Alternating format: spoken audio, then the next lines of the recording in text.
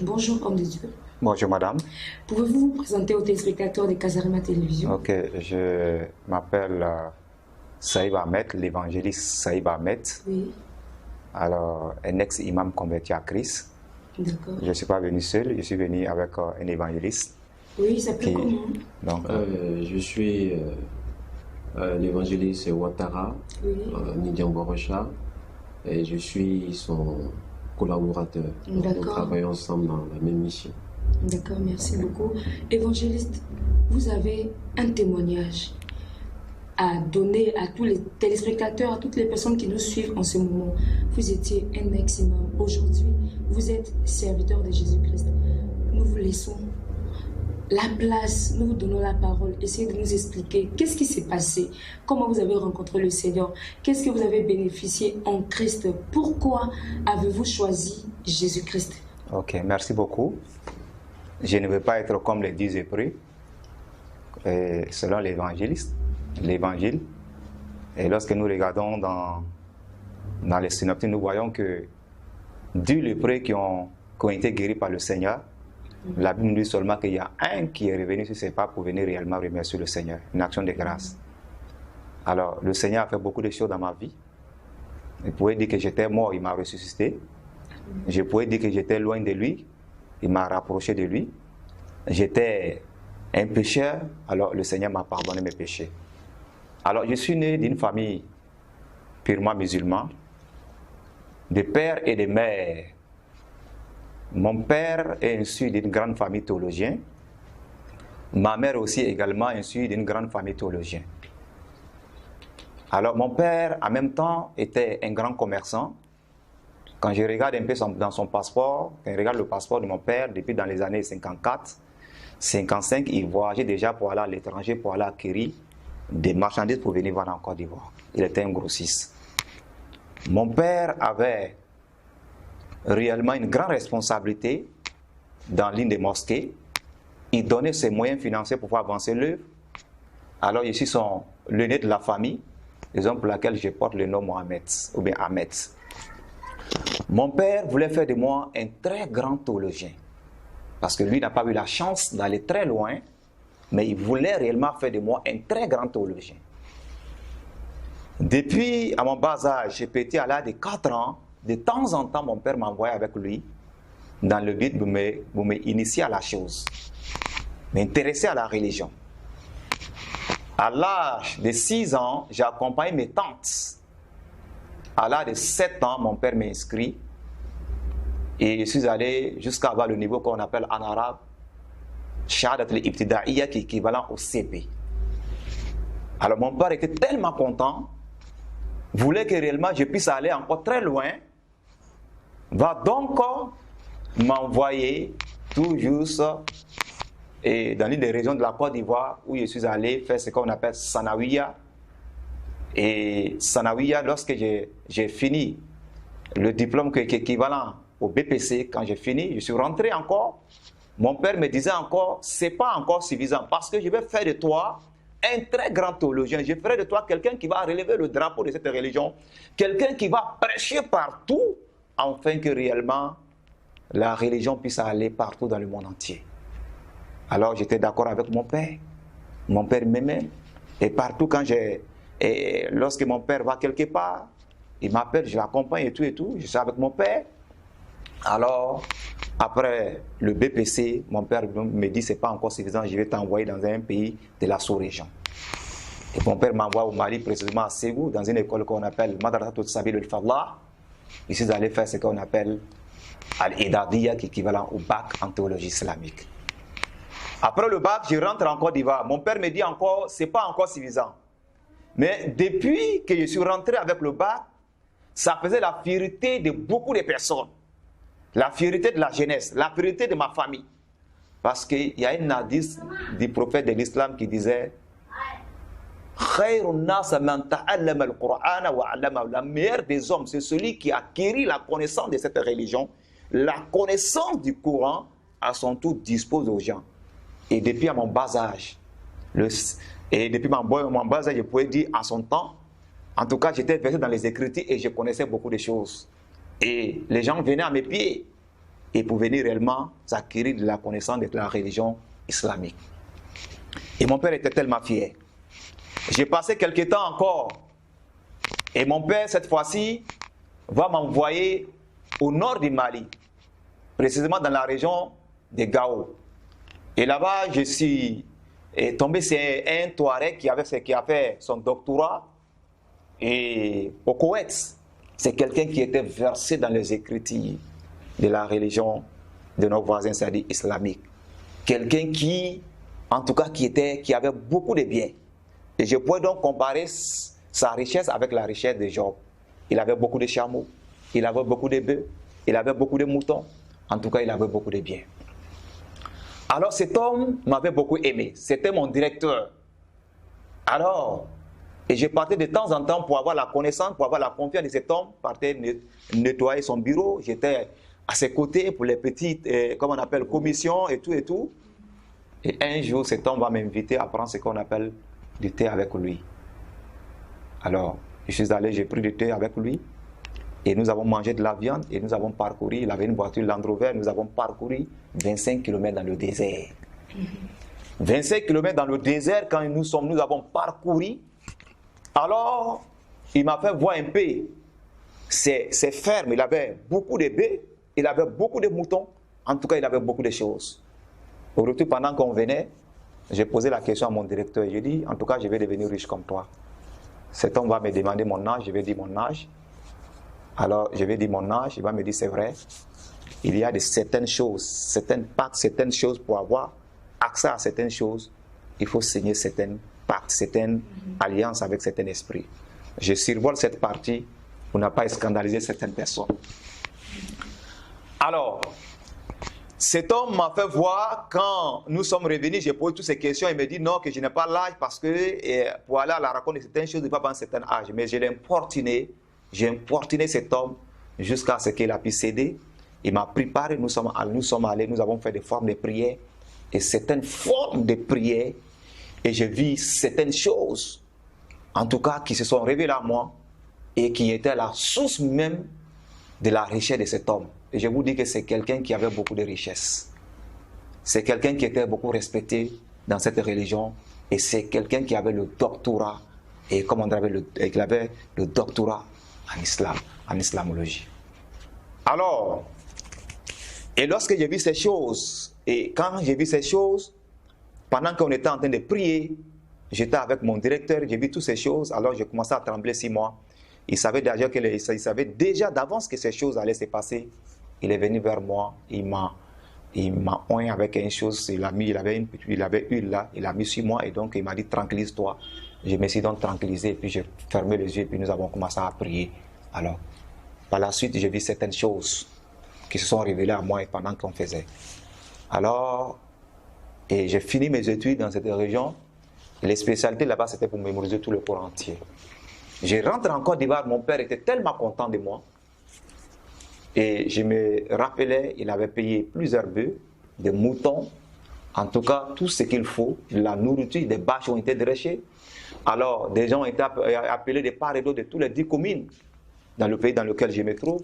Et les gens ont prié, ils ont égorgé les moutons, les bœufs également. Et il y a des sacrifices qui ont été faits. Mon fils est parti à l'étranger. Il est venu avec voilà, les diplômes qu'il a envoyés, avec la connaissance, il a mémorisé tout le Coran. Ils ont fait une sorte d'agapé qu'on appelle walima. Ils ont prié pour moi. En tout cas, tout s'est bien passé. Ok, après la fête, j'ai passé quelques temps à la maison. Alors mon père m'appelle, il me dit, bon, en tout cas, ce n'est pas encore suffisant, je vais faire de toi un grand théologien, quelqu'un qui va faire la fierté de la famille. Mon père m'a envoyé dans un pays de la sous-région, où je suis allé, j'ai fait d'autres choses, d'autres enseignements, j'ai appris auprès de plusieurs personnes et tout. Alors de là, je suis allé à l'université du Niger, Saï, où je suis allé continuer mes études. Mais il s'est trouvé que quand je suis arrivé là-bas, il y avait beaucoup de grèves. J'ai fait une demande en Algérie où je suis allé réellement faire une maîtrise en théologie islamique. Mais en Algérie déjà, nous étions formés contre la doctrine de Christ. Il suffit seulement que le professeur te voit avec une brochure en arabe qui parle de Jésus. Ce jour, il n'y a pas de cours. il va vous monter contre la doctrine de Christ. Jésus-Christ n'a pas Dieu, Jésus-Christ n'a pas fils de Dieu, et Jésus-Christ ne sera jamais Dieu, et la Bible est falsifiée. Alors, il va vous monter contre la doctrine de Christ. Alors, donc, j'ai été formé contre la doctrine de Christ. Après mes études, je rentre en Côte d'Ivoire. Alors, j'ai été donc appelé pour être un professeur quelque part, enseigner dans un lycée islamique et puis quelque part. Et on m'a appelé pour seconder un imam qui était beaucoup avancé en âge. La responsabilité qui m'a été confiée, alors, c'était pour galvaniser la jeunesse. C'était réellement et pour encourager la jeunesse, afin de pouvoir réellement faire de cette religion une religion unique dans le monde entier. Alors la charge qui m'a été confiée allait contre les ennemis de l'islam, tous ceux qui ne confessent pas tous ceux qui ne confessent pas le nom, le Dieu de cette religion. Alors je vais installer plusieurs associations telles que Al-Ansar, Al-Mujahideen, et j'ai galvanisé la jeunesse. Et partout, il y avait des conférences des chrétiens. Nous étions là pour perturber, pour ne pas que réellement le christianisme puisse aller de l'avant. Et je me rappelais nous avons eu même à incendier certains domiciles de certains pasteurs. Nous avons incendié certains lieux. Nous avons fait des incantations pour empêcher même les chrétiens d'aller réellement de l'avant. Et nous combattions l'Église par n'importe quel moyen, afin de pouvoir réellement empêcher. Pour nous, il n'y a pas de gens pour amener le peuple de Dieu à l'égarement si ce n'est que des pasteurs. Alors j'ai insisté la jeunesse de cette religion dans laquelle je suis issu, à prendre des jeunes filles chrétiennes à travers cette union-là, que ceux-là deviennent des musulmans. Nous avons reçu des gens qui s'appellent Christine, des gens qui s'appellent Chantal, aujourd'hui qui sont devenus des Awa et Fatoumata par cette union-là. Donc le combat qui m'a été, la responsabilité qui m'a été envoyée, qui m'a été donnée, c'est dans le but d'aller contre. Je combattais. Nous avons brûlé plusieurs Bibles. Et brûlé plusieurs Bibles. Alors c'est dans ça que j'étais un jour, dans mon sommeil, le Seigneur s'est révélé à moi à plusieurs reprises. Mais ce qui va me frapper, ce qui va me toucher, le Seigneur était, un jour pendant que j'étais, il y avait un gros trou, un fossé, il y avait la croix qui servait comme pont et Jésus-Christ était l'autre bord du trou. Il me tendait la main il me disait, viens pour avoir la vie éternelle. Alors quand j'ai vu cela, dans mon sommeil, je me suis réveillé en sursaut et je tremblais sur moi-même. Alors j'ai encouragé encore la jeunesse à aller parce que les chrétiens sont en train de faire de certaines choses réellement pour nous amener et embrasser leur religion. Et nous avons multiplié encore nos actions contre eux. Multiplier des actions. Je me rappelais, j'ai même porté la main à un pasteur qui m'a regardé et qui m'a dit, je te pardonne parce que tu ne sais pas ce que tu fais. Alors c'est dans ça que j'étais, le Seigneur s'est révélé à moi, mais ce qui réellement va moi-même me toucher, va réellement détruire, on peut dire, m'amener à la conversion, c'est la maladie. Quelque temps après, j'ai refusé, le Seigneur s'est révélé par plusieurs formes, j'ai refusé. Mais ce qui va me toucher, c'est la maladie. Lorsque je suis tombé malade, et soudain, la maladie va m'envoyer aller à l'hôpital. À l'hôpital, j'ai fait plusieurs examens. Et je me rappelais, avant la dévaluation, mon premier ordonnance faisait 80 000.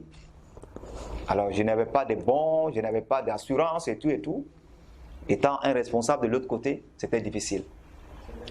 Alors, les médecins vont me dire, ton état là, en tout cas, on va essayer de t'opérer. Mais c'est toujours pour te soulager, mais tu ne peux pas être guéri. J'ai été opéré 3 fois. On m'opère, ça guérit, mais le mal est là 3 fois. Les médecins chinois ont mis des aiguilles, ils ont branché sur le courant. Ça m'a secoué si je n'ai pas été guéri. Alors je me suis dirigé vers des amis qui m'ont aidé aussi à faire certains sacrifices, des moutons, des béliers, pour que je puisse retrouver la guérison. Et je n'ai pas reçu la guérison. Mon état ne fait que s'empirer jour en jour. Et la nuit, quand je me couche dans ma maison, je regarde le toit, je compte jusqu'à matin et je ne dormais pas. C'était des cauchemars, c'était des rêves bizarres. En tout cas, rien des choses allaient dans ma vie. Et alors, c'est pendant que j'étais un jour en train de chercher la pharmacie des gardes pour parce que mon médicament qui me soulageait était fini. Un dimanche, je partais, je suis arrivé, je suis en train de regarder la pharmacie de garde et tout, la liste qui affichait sur les pharmacies. Et puis voilà, un jeune qui vient vers moi, qui me connaissait, il venait et dit, Ostaz, qu'est-ce qui ne va pas? Je lui ai dit qu'en tout cas, depuis un certain temps, je ne me porte pas bien, ça ne va pas. Il m'a dit, c'est vrai, on voit que vraiment tu as maigri et tout et tout. Alors, il m'a dit, il va venir me rendre visite. Cet homme m'a dit, il viendra me rendre visite. Effectivement, j'étais à la maison, il est venu avec sa femme. Et quand il est venu, je lui ai donné de l'eau à boire, je lui ai donné la place. Alors, cet homme va me demander, Ostaz, tu souffres de quoi même au juste? Je lui ai dit, en tout cas, j'ai fait beaucoup d'examens, ils m'ont opéré à plusieurs reprises, mais je ne sais pas en réalité de quoi je souffre. Et cet homme va me dire, nous sommes venus pour t'apporter la bonne nouvelle. Et je pensais qu'il est venu me dire, dans nos régions, il y a un homme puissant qui peut te guérir. Il a dit qu'il a été écrit dans la Bible, venez à moi, vous tous qui êtes fatigués, chargés, je vous donnerai de repos. Alors j'étais fatigué d'avoir les médicaments. J'étais fatigué de faire des sacrifices à certains carrefours. J'étais fatigué, j'étais un sunniste. Et des gens de l'islam qui étaient islam formel. Mais la maladie m'a amené à faire certaines choses en réalité que les sunnistes combattent. Il y a beaucoup de musulmans en islam populaire le font. Alors, comme je l'ai dit, alors il va me dire et que voilà la solution, c'est en Jésus-Christ de Nazareth que tu peux réellement avoir la solution. Quand il a dit ça, je suis rentré dans ma maison, j'avais un gourdin. Avant de prendre le gourdin, quand il a vu que je sortais avec le gourdin, il a fait avec sa femme, ils sont sortis. Mais quand il fiait, il disait, je t'ai laissé, comment on appelle, il disait d'abord, et je t'ai laissé la Bible, et mon église se trouve dans tel endroit. Il fiait, mais pendant qu'il fiait, il m'a annoncé l'évangile. Et il est parti. Alors, un mois plus tard, il y a une voix, la Bible est restée, il y a une voix qui me dit, prends la Bible et lis. Je me précipite, je prends la Bible. Et les premiers passages, les premières feuilles que j'ai parcourues, je voyais engendra. Alors je ne comprenais pas grand-chose. Là-bas me dit, il faut continuer la lecture. Alors j'ai vu l'histoire de plusieurs personnes que Jésus-Christ a délivrées, qui les a guéris, des morts ont été ressuscités. Il dit, mais pourquoi ne pas essayer avec cet homme? Alors, comment il faut faire? Quand il courait, le jeune homme courait, pendant qu'il courait pour sortir de la maison, il m'indiquait le lieu de son église, là où se trouve son église. Alors, un mardi, je me lève, je suis allé, puisque ma vie, je n'arrive pas à dormir, je n'arrive pas à manger. En tout cas, si je ne donnais pas ma vie en ce temps-là, c'était la mort. Je suis parti, j'ai pris mon taxi, je suis arrivé devant l'église. Nous étions environ vers 17h30. Les gens passaient qui me connaissaient. Alors, imam, qu'est-ce que tu fais? Il dit, il y a mon crédit sur quelqu'un que je suis venu réclamer. En réalité, il y avait mon crédit sur Jésus-Christ de Nazareth. Amen. Alors, vers 19h, j'attendais la louange, comment on appelle là, les gens étaient en train de chanter. Et puis bon, et je regarde gauche à droite, si quelqu'un ne va pas me voir pour aller dire ça à la mosquée, et puis je courais et je suis rentré. Et lorsque je suis rentré, ce n'a pas été facile pour moi. Pour moi, en tant qu'un imam, quelqu'un qui a au moins une maîtrise en théologie islamique, qui a étudié, qui a pratiqué, qui est né dans une famille, dans le quartier, je me trouve, je pourrais dire à 99%, ils sont musulmans. Dans le secteur, je suis le seul qui est en train de donner sa vie. Quand je voulais rentrer, il y a une voix qui me dit, tu es en train d'aller à la perdition. Il y a une voix qui me dit, viens pour avoir la vie éternelle. Alors je suis rentré. Et lorsque je suis rentré, je suis assis derrière, j'ai observé tout. Le prédicateur était annoncé. Et cet homme va prendre ce jour-là. Il va prendre le micro, il va prêcher sur ma vie. C'est comme si on avait dicté tout ce que j'ai fait. Il va commencer à prêcher. Tu as parcouru beaucoup de lieux, beaucoup des endroits. Et tu as été enseigné, tu as été même formé contre la doctrine de Christ. Mais laisse-moi te dire, aujourd'hui c'est ton jour de salut. Le Seigneur a préparé aujourd'hui pour te délivrer. Le Seigneur a préparé aujourd'hui pour te donner la joie. Alors, le Seigneur va faire quelque chose pour toi ce soir. Cet homme va prêcher, il va lancer l'appel et je suis pas parti. Après Amen final, je suis allé le voir. Le pasteur, voilà mon problème. Le pasteur va prendre le temps pour m'écouter. Il va me donner à soi. Le pasteur va me dire, est-ce que tu es prêt à accepter le Seigneur comme sauveur et Seigneur? Je vais dire au pasteur, il y a une condition. Est-ce qu'aujourd'hui le Seigneur, votre Dieu Jésus, l'a été guéri? Est-ce que Jésus-Christ, si je meurs aujourd'hui, je vais aller au ciel? Le pasteur me dit, à l'instant même, le seul visa pour aller au ciel, il suffit seulement d'accepter le Seigneur en tant que sauveur et Seigneur. Les portes du paradis sont ouvertes pour toi. Et la maladie, si tu crois, tu as parcouru beaucoup des endroits pour avoir la guérison, tu n'as pas eu. Mais tout de suite, le Seigneur va te donner la guérison. Amen. Cet homme va me dire, si tu veux, tu ouvres tes yeux, si tu veux, tu fermes, je vais prier pour toi. Et pendant qu'il priait, et soudain, il s'est tenu debout et puis il impose la main, il s'est identifié à moi. Quand il priait pour moi, la main est sur ma tête. Et je suis tombé, j'ai commencé à serpenter. Et il a commencé. Ces jours-là, dans un lieu de culte avec mon bonnet, je n'avais pas assez de barbe, mais en tant qu'un moudjahidine, j'avais la barbe, le pantalon sauté. Et pour moi, en tout cas, et ces jours-là, j'ai été délivré. Moi qui ne dormais pas, je suis allé à la maison, j'ai dormi ces jours-là jusqu'à 8 heures. Et le Seigneur va me donner quelque chose que je n'ai jamais expérimenté. La joie, la paix du cœur. J'ai été délivré dans mon âme, j'ai été chose. Alors, j'ai été délivré. Je viens de croiser le Seigneur. Le Seigneur m'a délivré de la maladie. Moi qui ai été opéré à 3 fois, 3 reprises. Moi qui ai été condamné, par la médecine, qui a été condamné, même, je me rappelais, un prophète de l'autre côté, c'est-à-dire qu'un prophète de Baal, m'a regardé mes doigts, mes bras. Un prophète qui venait d'une région qui n'est pas chrétien a regardé mes bras. Il me dit que toi, tu ne vas pas vivre longtemps. Il te reste quelque temps. Mais voilà, Jésus-Christ qui vient de me communiquer la vie. Amen. Il vient de me communiquer la joie. Amen. Il vient de me communiquer la paix du cœur. Je suis converti. J'ai donné ma vie. Alors je suis allé à la maison. Et je suis allé à la maison. Le pasteur me disait, dimanche tu viens. Il a pris tous mes contacts. Dimanche je suis arrivé. Et dans cette église-là, quand je suis arrivé, la salle était presque remplie. Et je me suis mis quelque part. Bonnet dans ma tête. Tous ceux qui venaient me regardaient, mais celui-là, c'est pas quelqu'un, c'est pas un chrétien, mais qu'est-ce qu'il fait là? Les gens me laissaient parce que les gens avaient peur de moi. Et pendant que j'étais assis, je regarde à gauche, je regarde à droite, en plein culte.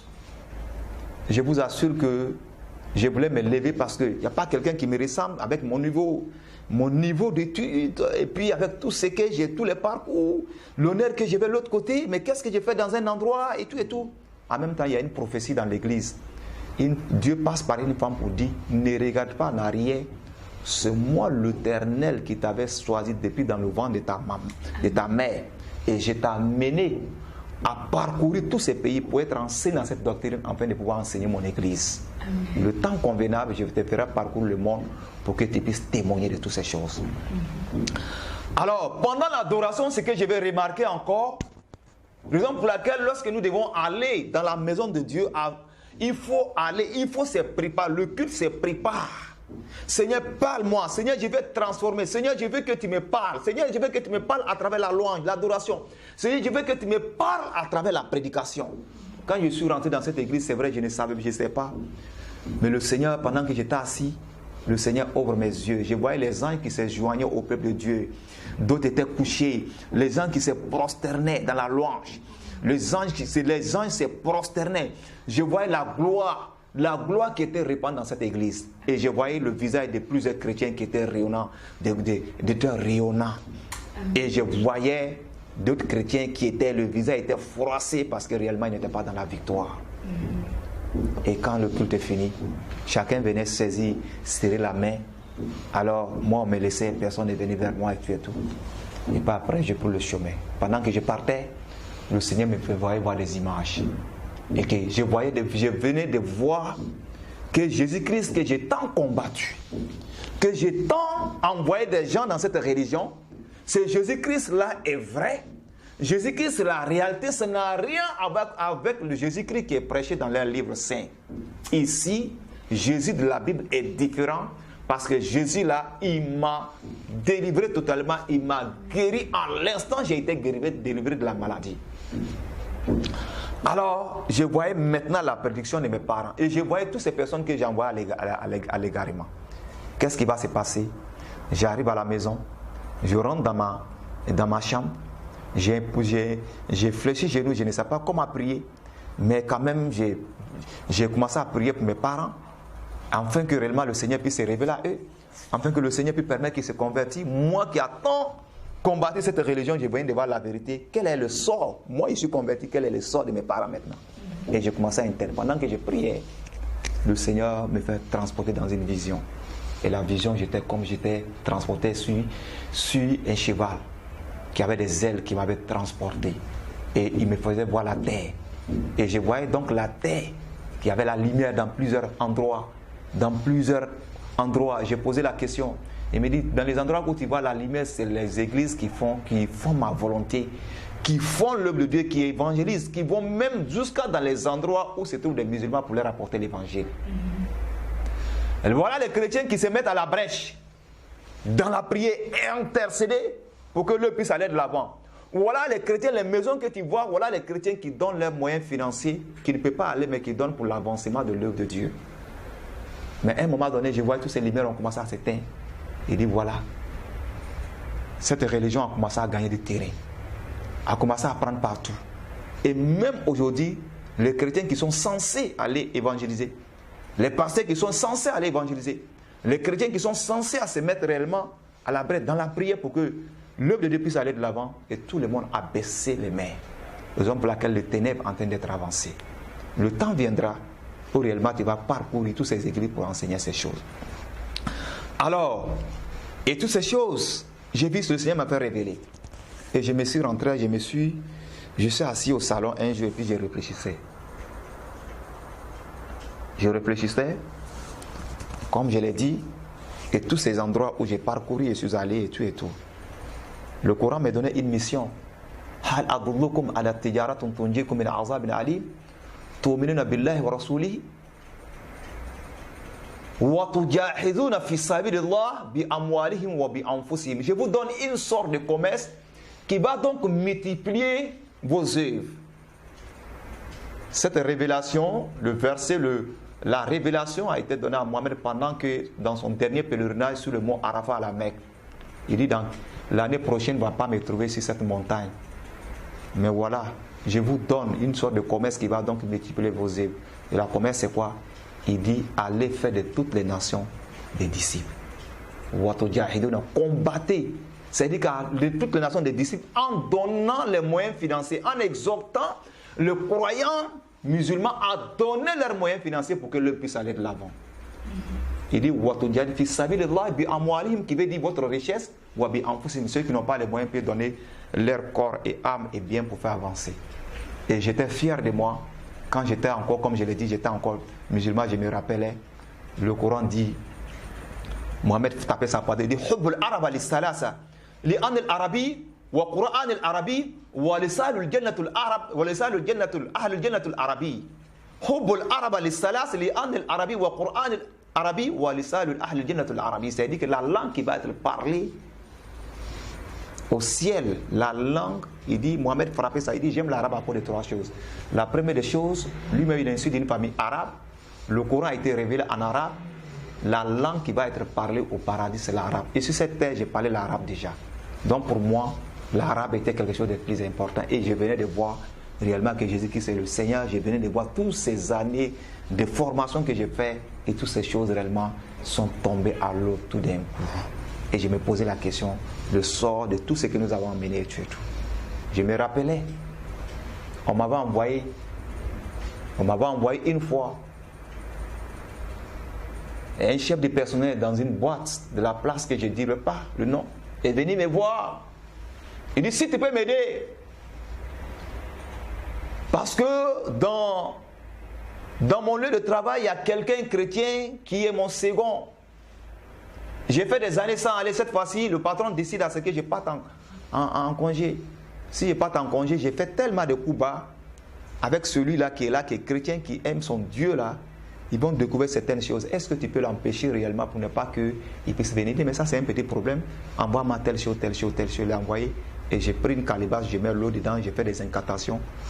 Le moment où je lève l'incantation au nom de ces chrétiens pour l'empêcher, c'est-à-dire que ce n'est pas pour le tuer, pour l'empêcher, pour ne pas qu'il puisse venir, pour qu'on puisse rappeler le premier chef du personnel, le chef du personnel titulaire.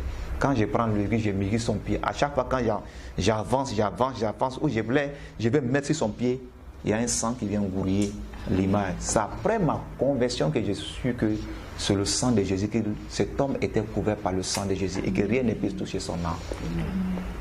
Alors, j'ai été converti.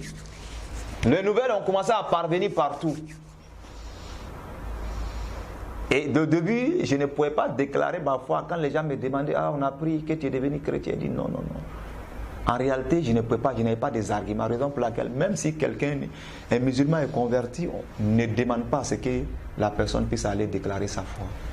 Laissez-lui d'abord à ce qu'il soit enraciné dans la parole de Dieu, à ce qu'il soit enfermé. Alors, on me demandait, je n'avais pas des arguments, je n'avais pas des racines dans la Bible. C'est vrai, Jésus-Christ m'a délivré, il s'est révélé à moi, mais je n'ai pas, en tout cas, je n'ai pas encore enraciné. Je ne pouvais pas, quand on me demandait, c'était difficile.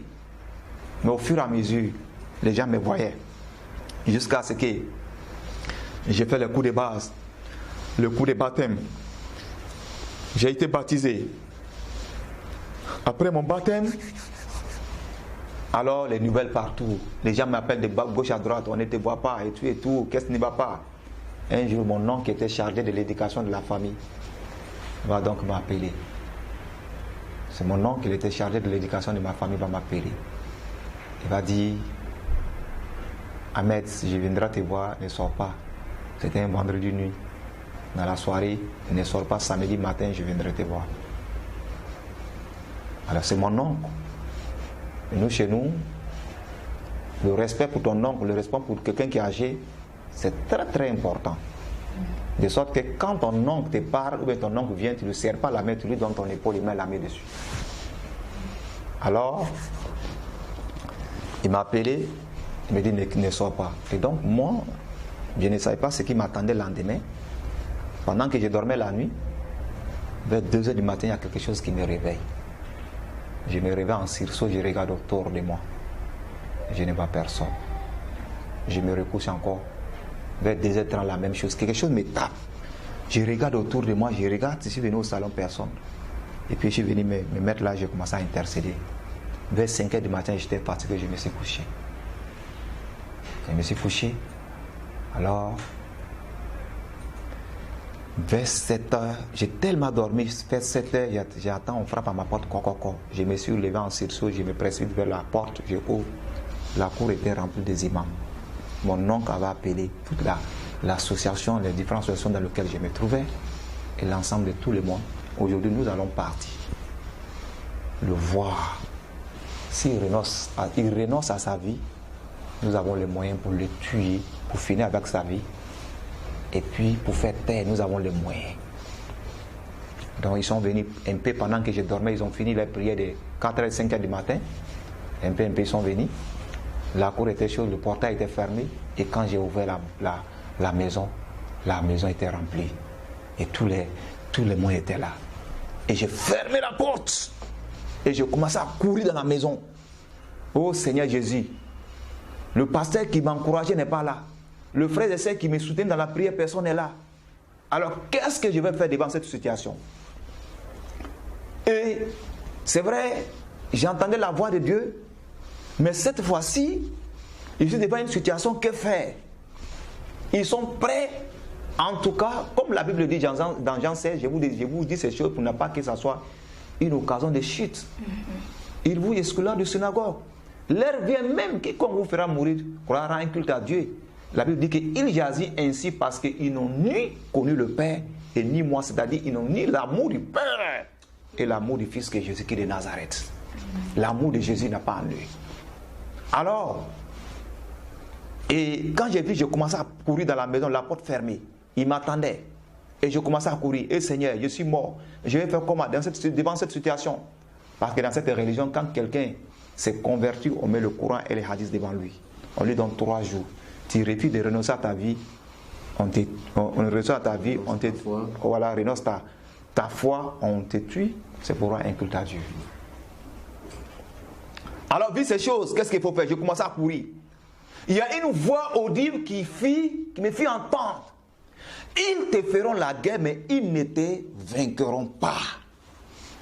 La voix me fit encore, toute arme forgée contre toi sera sans effet. Et je disais, mais c'est pas ça que j'ai besoin. J'ai dit, il y a une situation qui m'attend. Et la voix commençait encore de façon audible. Cette voix sonnait jusqu'à il y avait la chair de poule. Et mon oncle me disait, toi, kafir, tu es devenu aujourd'hui un kafir, sors.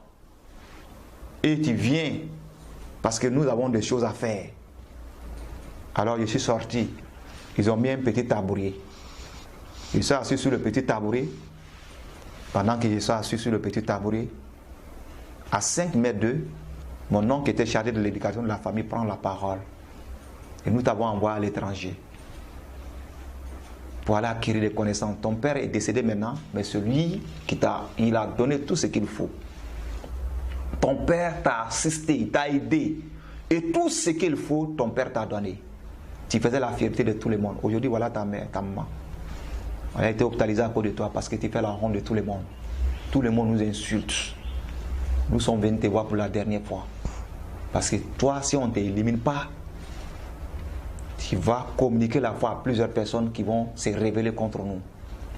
Il faut exterminer le mal bien avant que ça se propage partout.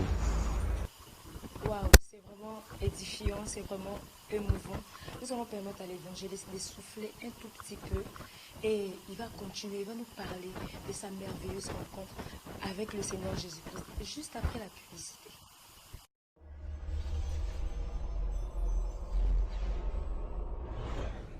Aquaba, Casarima en Côte d'Ivoire. Et oui, chrétiens, artistes, musiciens, pasteurs, prophètes, docteurs de la parole. Vous qui voulez ouvrir la porte de votre ministère au monde entier, plus besoin de vous déplacer. Le monde vient à vous à travers notre site internet www.casarima.fr. Casarima, c'est une télévision disponible sur Drivebox Orao, une radio qui émet directement sur notre site internet et une application disponible sur vos smartphones Android. Casarima Côte d'Ivoire, nous sommes joignables au 00225 75 157 188 00225 22 490 157. Vous pouvez également nous écrire à l'adresse casarimaIvoire@gmail.com. Que Dieu vous bénisse. Casarima, votre ministère révélé au monde entier.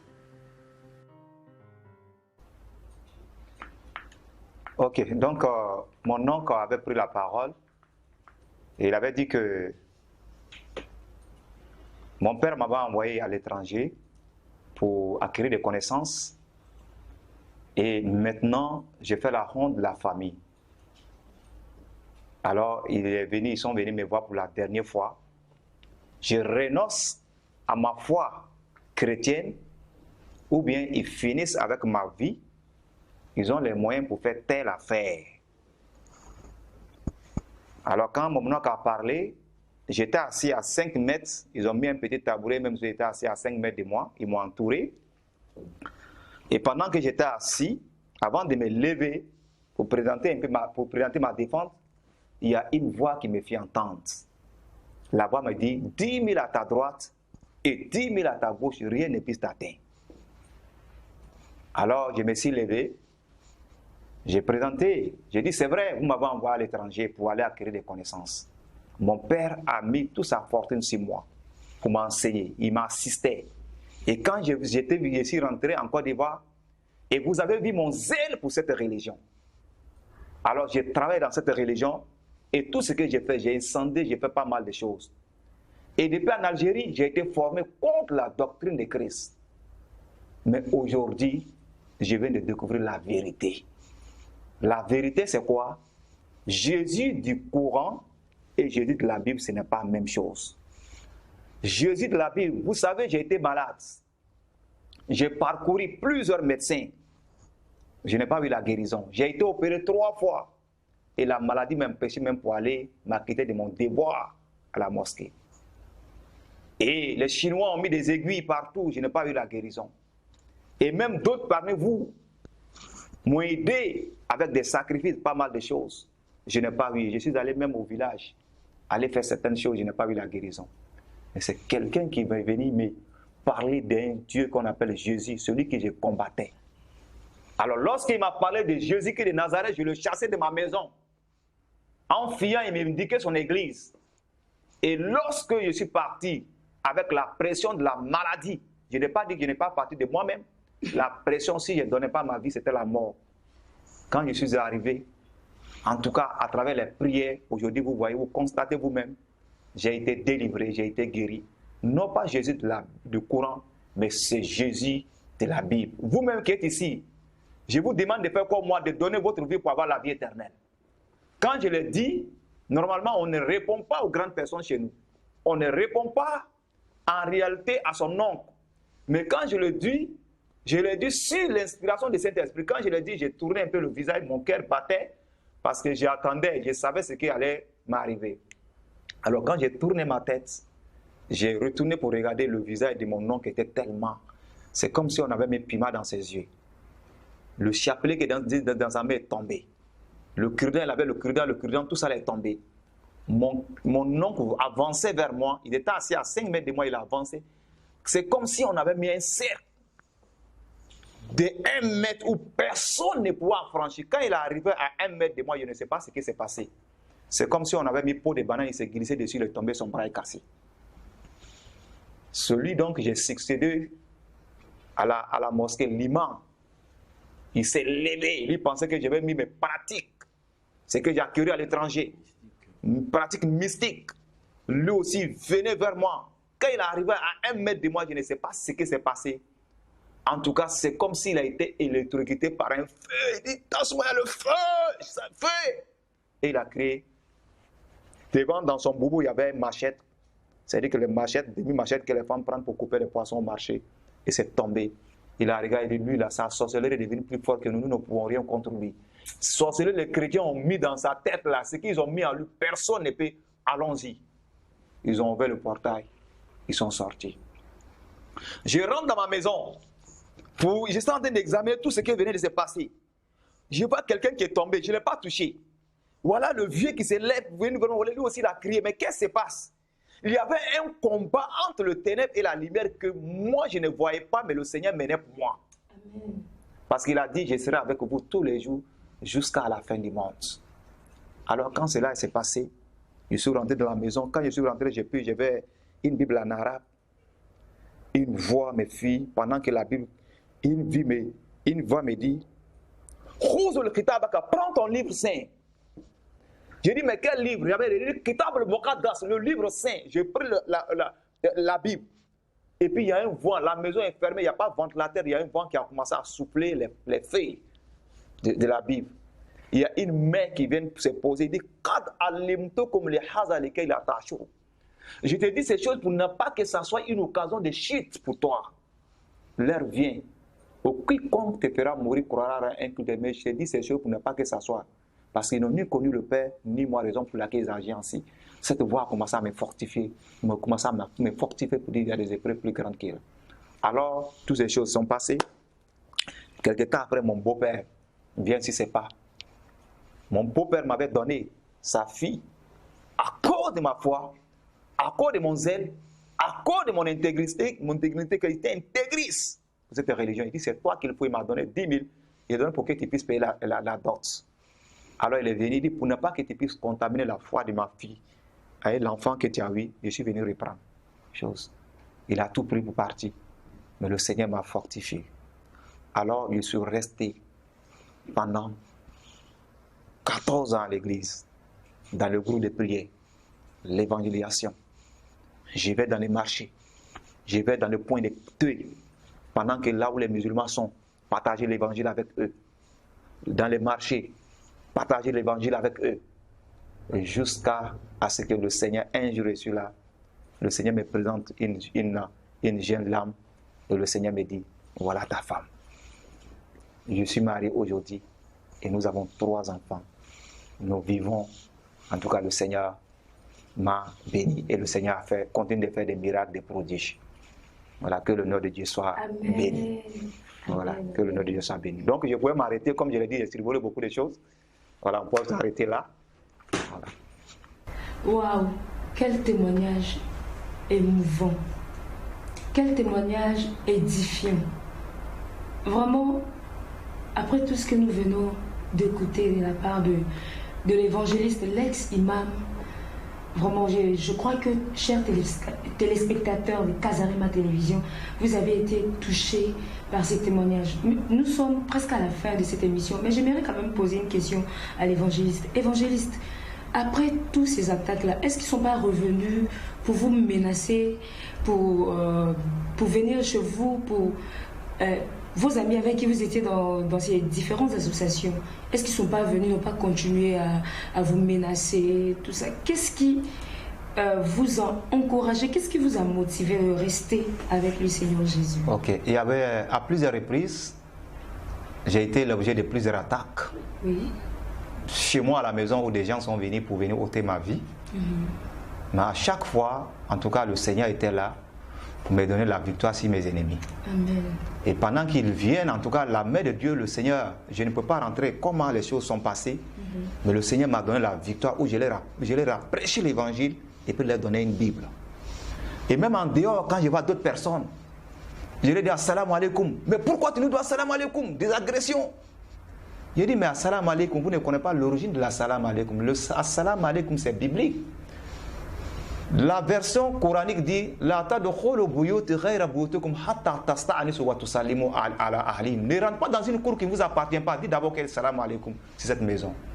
Dans Luc 5, verset 10, verset 10-5, vous allez voir que Jésus-Christ, avant Jésus-Christ, envoyé ses dit dans quelques maisons que vous rentrez, dites d'abord que la paix. La version arabe dit, il dit dans quelques maisons que vous rentrez, dites d'abord la paix. Ça veut dire que la Bible est plus ancienne que le Coran. Ça veut dire quelque part, assalamu alaikum, c'est pour nous les chrétiens. En réalité, c'est des choses qui ont été copiées par les musulmans et en profitent de ça pour choses. Sinon, en réalité, ça est dans la Bible. Il dit dans quelques maisons que vous rentrez, dites d'abord que la paix soit cette maison. Évangéliste, avez-vous eu déjà à gagner des ex-musulmans, des musulmans comme vous? Nous avons plusieurs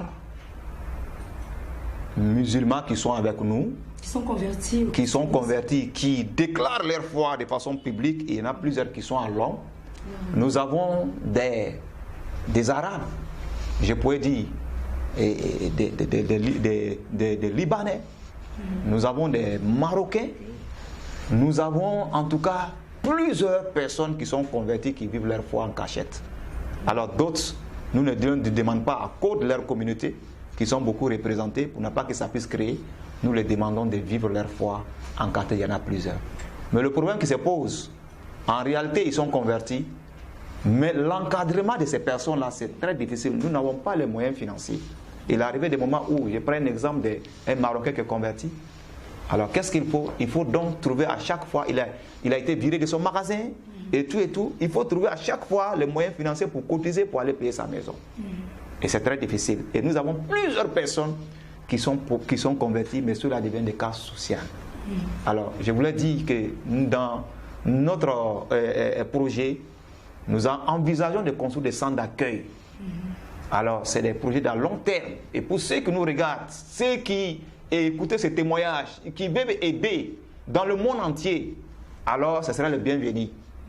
Notre numéro est là pour ceux qui peuvent nous appeler, ceux qui peuvent nous contacter sur l'email. En tout cas, peuvent nous appeler afin de pouvoir réellement atteindre nos objectifs. Sinon, il y en a plusieurs, je connais plusieurs aussi qui sont convertis par manque d'encadrement, par manque de soutien social. Ceux-là qui ont confessé le Seigneur, ils sont retournés parce qu'il y avait la pression, il y avait des difficultés. Il n'y a pas d'un endroit pour les caser, en tout cas un endroit où ils doivent s'abriter et tout.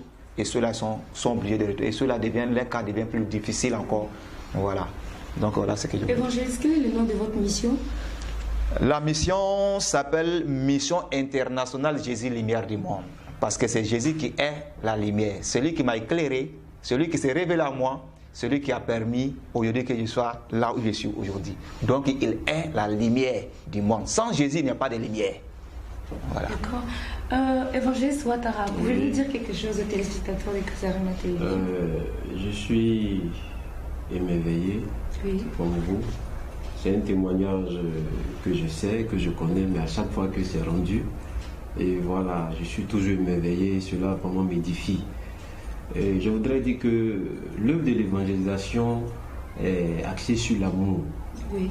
Voilà, parce qu'aujourd'hui, au sein de l'Église du corps de Christ, il y a beaucoup de préjugés.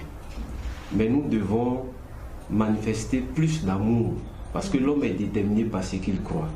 S'ils agissent ainsi, c'est parce qu'ils croient être dans la vérité. Nous devons toujours leur témoigner notre affection, notre amour pour annoncer l'évangile. Quelles que soient les représailles, les menaces que nous rencontrons, nous devons insister. L'amour du Seigneur, parce que le Christ aussi les aime. Malgré le terrorisme, malgré les menaces, le Christ aussi les aime. La mission MIJLM a, dans sa vision, a le but de réunir, c'est-à-dire tous les ex-musulmans, créer une plateforme, un réseau, les mettre d'abord ensemble pour qu'on puisse travailler en équipe. Il a parlé du volet social. Le volet social est très important, voilà, sans lequel cette œuvre ne peut pas aller de l'avant. Parce que la plupart des cas, le musulman converti à Christ devient un cas social.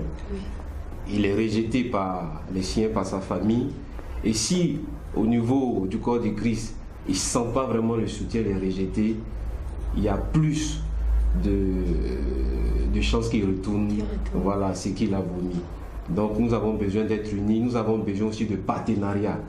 Voilà, nous voulons à travers cette émission, c'est encore le lieu de réitérer nos remerciements, voilà, à toute la chaîne Kazarima. Voilà, nous voulons vraiment, à travers cette prise de parole, vraiment interpeller aussi l'engagement de chacun, tisser des partenariats pour vraiment apporter l'évangile un peu partout, avoir aussi vraiment un soutien sur tous les plans matériels, financiers, pour pouvoir aider toutes ces personnes qui sont rejetées, qui sont abandonnées. D'accord, merci beaucoup, évangéliste. Merci. Évangéliste, quel est votre mot de fin, évangéliste Ahmed? Ok, je voulais dire merci à cette chaîne. Je voudrais remercier aussi cette dame que vous ne cessez de nommer et qui est peut-être le responsable de cette chaîne. En tout cas, je voulais dire merci, que Dieu la bénisse. Amen. Que Dieu bénisse réellement cette chaîne pour que vraiment lui puisse aller de l'avant. Alors, je voulais aussi dire qu'à tous les musulmans qui m'écoutent et des chrétiens qui étaient des musulmans convertis, qu'il y a une mission qui est là. Vous pouvez nous contacter à travers notre email. Vous pouvez nous contacter à travers nos emails. Les adresses téléphoniques sont là pour qu'ensemble nous puissions réellement être unis pour s'élever, pour aller réellement évangéliser là où nous sommes quittés. Parce que cette religion aujourd'hui est en train de gagner du terrain. Le monde entier est en train d'être gagné. Si on ne se lève pas pour faire quelque chose, un jour, nous allons voir que tout le monde entier est pris et nous ne pouvons pas être en l'aise dans nos églises pour louer le Seigneur comme il se doit. La Bible dit dans 1 Timothée 2 à partir de verset 3, il est bon et agréable devant Dieu qui veut que tous les hommes soient sauvés et parviennent à une connaissance de la vérité. Amen. Tous les hommes, car il y a un seul Dieu et un seul médiateur entre les hommes et Dieu et la personne de Jésus. Il n'y a pas autre chemin pour aller au ciel si ce n'est que le chemin de Jésus. Donc j'encourage réellement à tous les chrétiens de s'attacher, à tous les musulmans présentement qui sont en train de passer des moments des épreuves, de s'attacher au Seigneur Jésus-Christ de Nazareth. Parce que nous avons un trésor. Jésus-Christ est en train de nous placer, il est en train de nous préparer une place au ciel. Et cette place-là, c'est déjà réservé pour chacun d'entre nous. Que le Seigneur vous bénisse. Voilà, merci beaucoup. Amen. Merci beaucoup, homme de Dieu. Que le Seigneur vous bénisse. Chers téléspectateurs de Kazarima, vous venez de suivre ce témoignage. La Bible dit dans Actes 2, verset 42, l'Église primitive, ils avaient tout en commun. Ils persévéraient dans la prière, dans les enseignements des apôtres, aussi dans la communion fraternelle. Nos frères musulmans qui se convertissent, sont livrés à eux-mêmes. Ils ne savent pas quoi faire. L'évangéliste Ahmed l'a dit tout à l'heure, il y a une mission qui est là pour les recueillir, pour les encadrer. Tu es là, tu nous suis. Tu peux soutenir cette mission. C'est aussi une forme d'évangélisation. Peut-être toi, tu ne sais pas évangéliser, tu ne sais pas aller prêcher, mais il y a une mission qui est déjà là. Soutenons nos frères et sœurs. Prions pour eux. Jésus est en train de revenir. Ce n'est pas un slogan, c'est la vérité. Jésus revient. Mettons-nous ensemble, manifestons l'amour. Il a dit tout à l'heure dans son témoignage, il était parti à l'église, les gens le voyaient, bon, les gens ne pouvaient pas le saluer à cause de son accoutrement, mais si nous ne manifestons pas l'amour envers ceux-là qui viennent vers nous, qui va leur manifester l'amour? La Bible dit, vous ne devez rien à personne si ce n'est l'amour. À ceux-ci tous connaîtront que vous êtes mes disciples si vous avez l'amour les uns pour les autres. Vraiment, manifestons l'amour avec des nouveaux chrétiens, avec des personnes qui viennent vers nous. Que le Seigneur vous bénisse. J'aimerais saluer tous les corps de Christ. Il y a les numéros de la mission Jésus Lumière du Monde qui s'affichent au bas de nos écrans. Vous pouvez appeler l'évangéliste pour l'encourager, pour les soutenir, pourquoi pas. Vous pouvez aussi lui écrire sur son adresse email qui s'affiche au bas de nos écrans. Casarema, Côte d'Ivoire est là aussi pour vous permettre de partager vos messages, vos témoignages avec tous les corps de Christ. Je salue tout le peuple ivoirien. Nous vous aimons. Que le Seigneur vous bénisse et à très très prochainement.